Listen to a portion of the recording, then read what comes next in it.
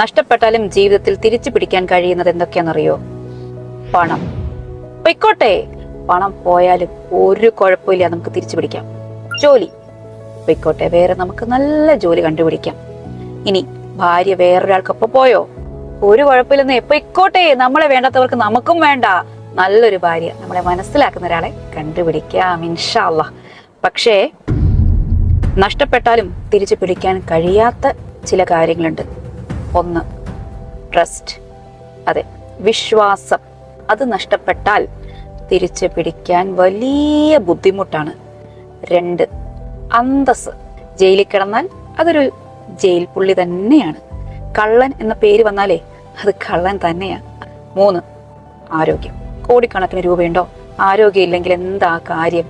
അപ്പോ തിരിച്ചു പിടിക്കാൻ കഴിയാത്തതിനെ നഷ്ടപ്പെടുത്താതിരിക്കാൻ ശ്രമിക്കുക ഇൻഷാ അല്ലാഹ്.